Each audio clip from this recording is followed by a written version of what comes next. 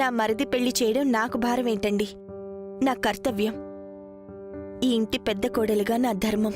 నీ మనసు ఈ వెన్నెలంత స్వచ్ఛమైంది సీత. తన భర్త పిల్లలు తప్ప కనీసం అత్తామామల్ని కూడా పరాయివాళ్లుగా చూసే ఆడపిల్లలున్న ఈ రోజుల్లో మరిదిని బిడ్డలాగా చూసే నీ వ్యక్తిత్వం చాలా స్వచ్ఛమైనది. నాకింత అండగా ఉంటున్న నీకు ఎలా థ్యాంక్స్ చెప్పాలో తెలియట్లేదు సీత. ఒకే మనసై మెలిగే మనిద్దరి మధ్య థ్యాంక్స్ ఉండకూడదండి. ప్రేమ మాత్రమే ఉండాలి. బాధ్యతలు పంచుకోవాలి. ఇంట్లో ఎవ్వరికి ఏ కష్టం రాకుండా కాపు కాయాలి.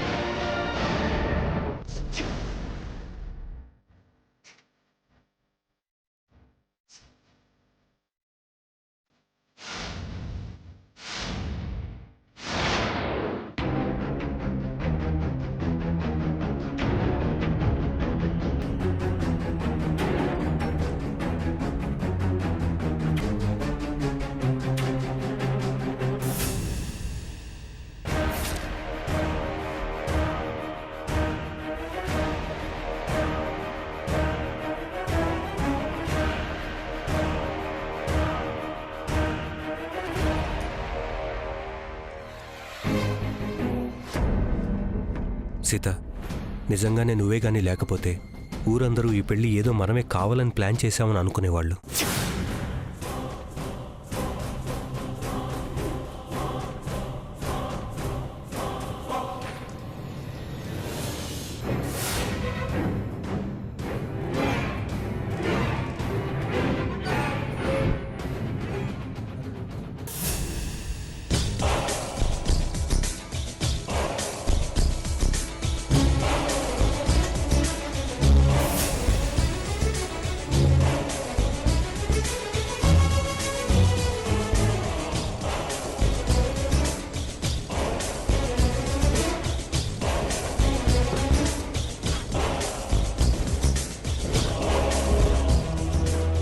సైలెంట్గా ఉన్నావేంటి సీత?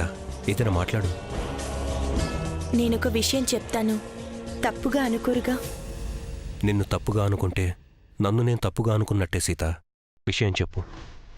ఏం లేదండి, పరిస్థితుల్ని బట్టి ఏ విషయాన్నైనా నేను మనసులోనే దాచుకుని మీతో చెప్పకపోతే భవిష్యత్తులో ఎప్పుడైనా తెలిసి నన్ను తప్పు పట్టకూడదు.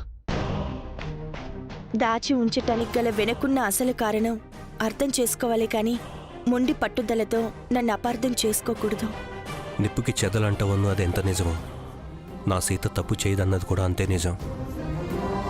కల్మషం లేని నీ మనసు ఏదీ దాయదు, నాకు తెలుసు. మీ దగ్గర ఒక నిజం దాచిపెట్టి తప్పు చేశానండి. మీ మీద నాకున్న నమ్మకాన్ని తప్పక వమ్ము చేశాను. మీ అన్నదమ్ముల మధ్య సంబంధాలు దెబ్బ తినకూడదని, శ్రావణి ప్రేమ సక్సెస్ అవ్వాలని మాత్రమే ఇంకా నిజం దాచాను. నన్ను మన్నించండి.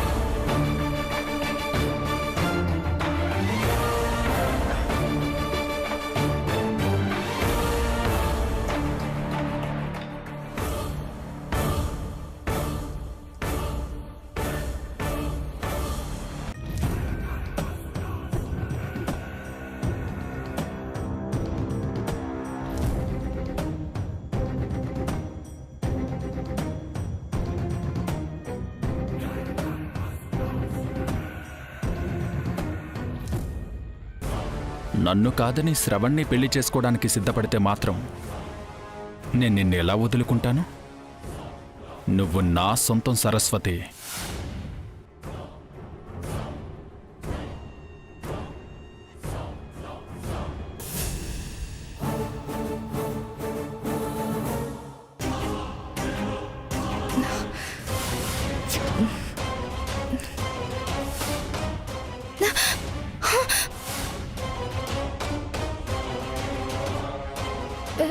హే, నువ్వేంటి? నువ్వెక్కడికి ఎందుకు వచ్చావు? ఆకా!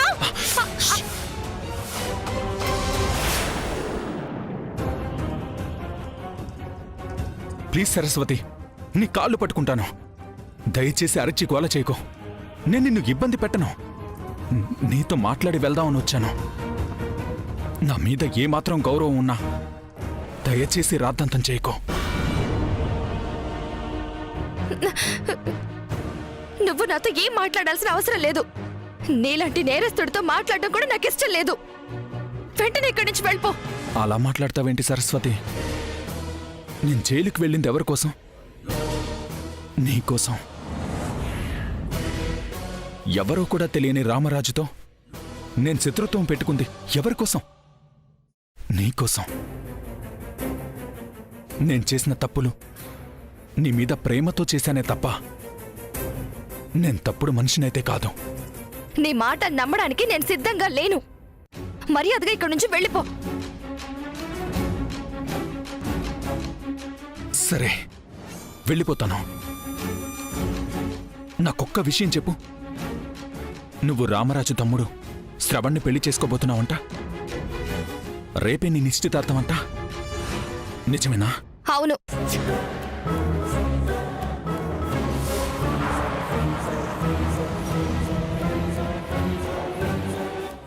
నేను నిన్ను ప్రేమిస్తున్నానని నీకు తెలీదా? నా గుండెల్లో నిన్ను ఆరాధిస్తున్నానన్న విషయం మర్చిపోయావా? నన్ను కాదని ఈ పెళ్లికి ఎలా ఒప్పుకున్నావు సరస్వతి? వద్దు సరస్వతి, నువ్వు లేకపోతే నేను బతకలేను. పద, ఇప్పుడే నీ మెళ్ళో తాళి కడతాను. నిన్ను నా భార్యం చేసుకుంటాను. పద. నేను నిన్ను పెళ్లి చేసుకోవడం ఏంటి? నీలాంటి వాణ్ణి ఏ ఆడపిల్లైనా పెళ్లి చేసుకుంటుందా? నేరస్తుడు భర్తగా రావాలని కోరుకుంటుందా? అలా మాట్లాడుకు సరస్వతి. నా మాట విను ప్లీజ్. మనం ఇప్పుడే ఇక్కడి నుంచి వెళ్ళిపోదాం. చెప్తుంటే అర్థం కావట్లేదా నీకు? ఏయ్! నేను చెప్తుంది నీకు అర్థం కావట్లేదు. నువ్వు పెళ్లి చేసుకోవడానికి వీల్లేదు. నువ్వు నా దానివి, నన్నే పెళ్లి చేసుకోవాలి. మర్యాదగా వెళ్తావా? అరిచి కేకులు పెట్టమంటావా?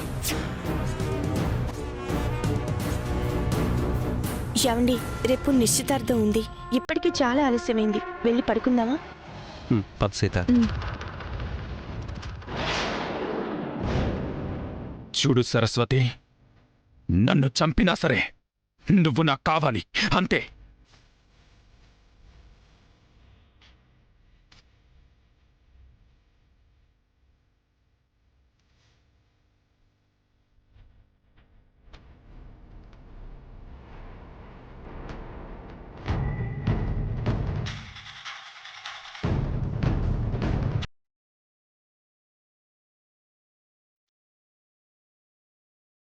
Please Saraswati, please please.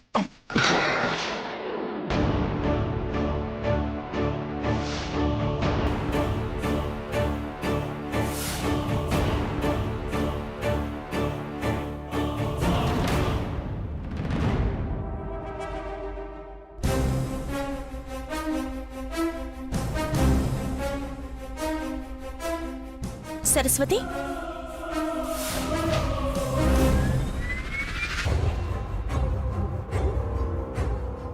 ఆ శబ్దం ఏంటి?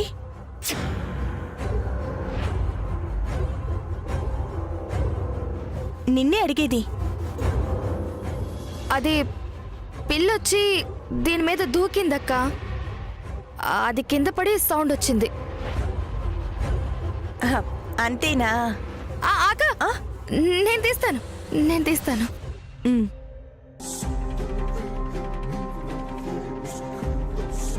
పిల్లొస్తే నీ ముఖంలో అంత టెన్షన్ ఉందేంటి సరస్వతి? అదేంటి నీకెందుకు ఇలా చెవిటలు పడుతున్నాయి? ఆ, అంటే అంటే ఆ, ని- ఆ, నిద్రలో సడన్ గా సౌండ్ వచ్చేసరికి టెన్షన్ వచ్చేసింది. సరే నువ్వు పడుకో సరస్వతి, రేపే నిశ్చితార్థం. ప్రశాంతంగా ఉండు. మ్, పదండి వెళ్దాం.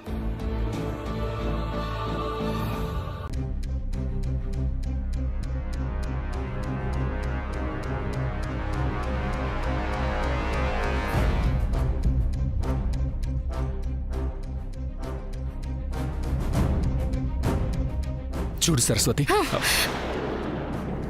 మా నాన్న నీకిచ్చిన గౌరవాన్ని దృష్టిలో పెట్టుకుని నిన్నిప్పుడు కాపాడాను. ఇక జీవితంలో నన్ను కలవడానికి కానీ నాతో మాట్లాడడానికి కానీ ప్రయత్నించుకో. వెళ్ళు బయటికి. నీ మీద ఇంత ఇష్టం పెంచుకున్నా నన్ను కాదని ఆ శ్రవణ్ గాన్ని ఎలా పెళ్లి చేసుకుంటావో నేను చూస్తాను.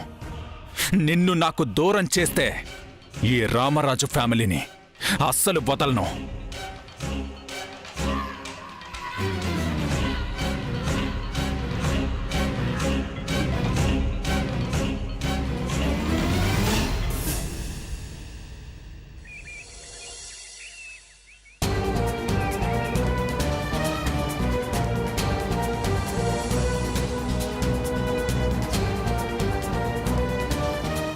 నిన్ను చూస్తుంటే నాకు ఈర్ష్యగా ఉంది సరస్వతి.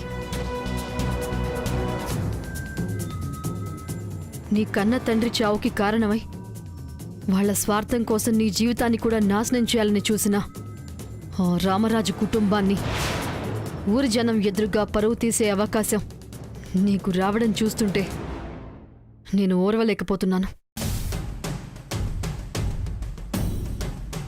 ఈ రోజుతో ఈ కుటుంబానికి ఉన్న సంతోషం అంతమైపోవాలి సరస్వతి.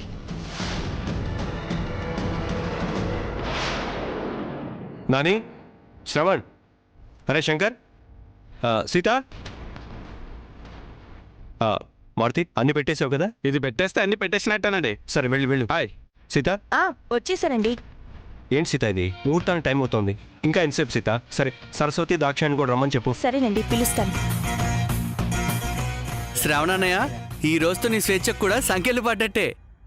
ఇంతకీ కాఫీలు పెట్టడం, వంటలు చేయటం ఎప్పటి నుంచి నేర్చుకుంటావు? రే, వాడిని ఆట పట్టించకరా, ముందెళ్ళి శంకరన్నని పిలు. అలాగే అన్నయ్య. శంకరన్నయ్య, సరస్వతి, రెడీ అయ్యావా? రెడీ అక్క. సరే ముందు పద, ఆలస్యం అవుతుంది. రా.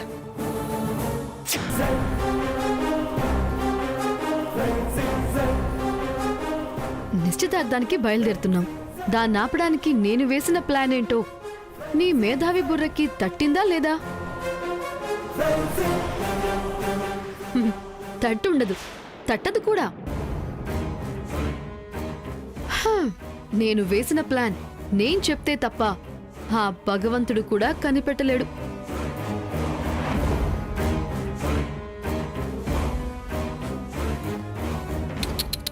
పాపం, నేను చూస్తుంటే నాకు జాలేస్తుంది సీత.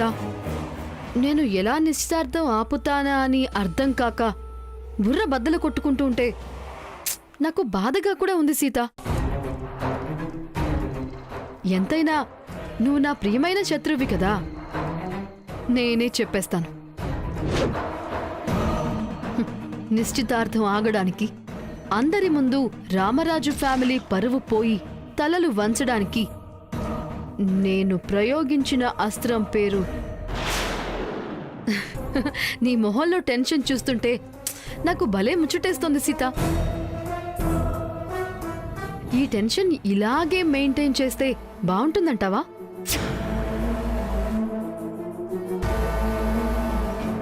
వద్దులే, ఇంకా పెద్ద టెన్షను ముందుంది కదా, చెప్పేస్తా.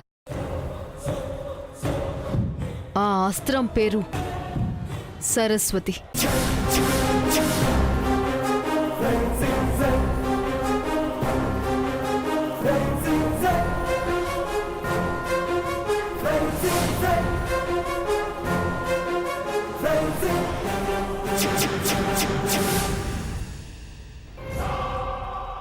సరస్వతికి నా మాటలతో విషప్రయోగం చేశా.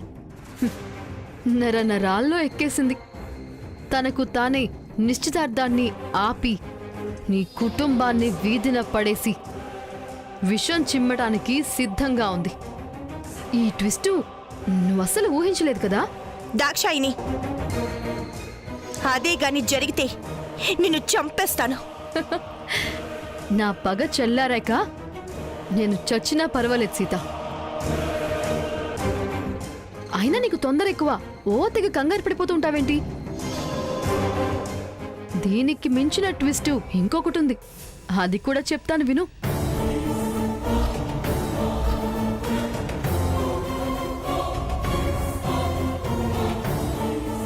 ఏంటది? ఇప్పుడు నువ్వు నిశ్చితార్థం దగ్గర సరస్వతిని పక్కకి తీసుకెళ్ళి నీ మాటల మాయాజాలంతో నేనెక్కించిన విషయాన్నంతా దించేసి నిశ్చితార్థమయ్యేలా చూస్తావు. ఆ తర్వాత విజయ గర్వంతో నా వైపు చూస్తావు. అది నేనస్సలు తట్టుకోలేను సీత. నీ టాలెంట్ ఏంటో నాకు తెలుసు కాబట్టి ప్లాన్ బి కూడా సిద్ధంగా ఉంచాను.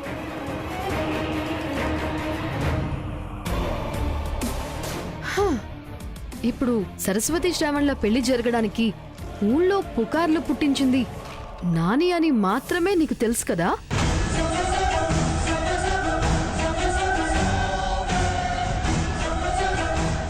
నాని మనసులో కూడా విషబీజం నాటి అలా చేయించింది నేనే.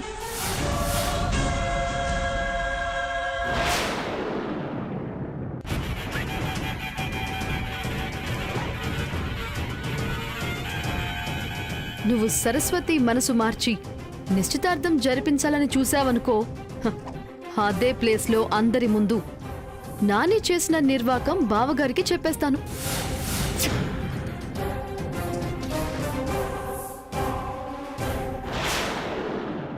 బావగారి మనస్తత్వం నాకన్నా నీకే బాగా తెలుసు. ఆడపిల్ల జీవితం నాశనం చేసినందుకు సొంత తమ్ముళ్ళని నిర్దాక్షిణ్యంగా ఇంట్లో నుంచి తరిమేస్తారు. అటేమో రెండో మరిది నిశ్చితార్థం, ఇటేమో మూడో మరిది భవిష్యత్తు ప్రశ్నార్థకం. ఒక్కటి మాత్రమే కాపాడుకునే ఆప్షన్ నీ ముందుంది.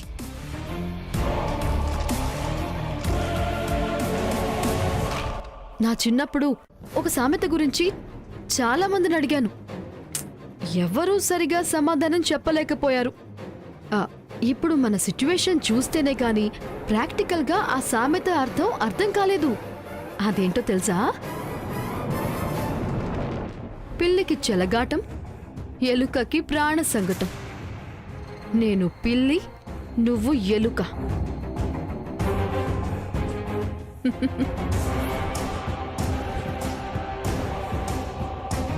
సీత, ఇంకా ఎంతసేపు? వస్తున్నాను బావగారు. వెళ్దామా సీతక్క?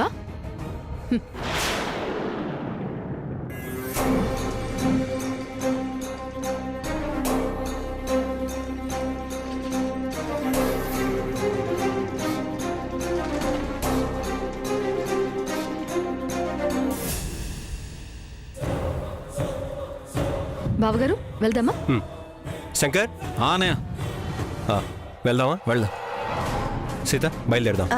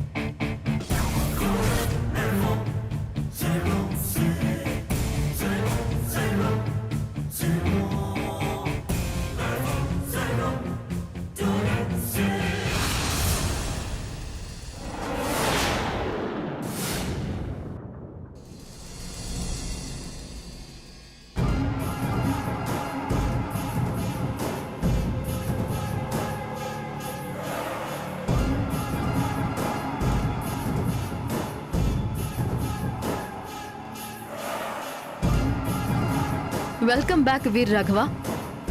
4 గోడల బందీఖానా నుండి తిరిగి శ్వేత జీవితంలోకి అడుగుపెట్టినందుకు స్వాగతం, సుస్వాగతం. జైలు నుంచి బెయిల్ మీద బయటపడ్డ సంతోషం నీ ముఖంలో లేదేంటి? హాస్పిటల్కి డాక్టర్ కోసం వచ్చిన పేషెంట్ని ఆరోగ్యం ఎలా ఉంది అని అడగడం ఎంత పిచ్చి ప్రశ్నో, సంతోషం లేదని నిన్నడగడం కూడా తలతిక్క ప్రశ్నే. అసలు ఎందుకు పిలిచావు? ఎందుకు పిలిచానని కాదు రాఘవ, ఎందుకు బెయిల్ ఇప్పించారు అని అడుగు.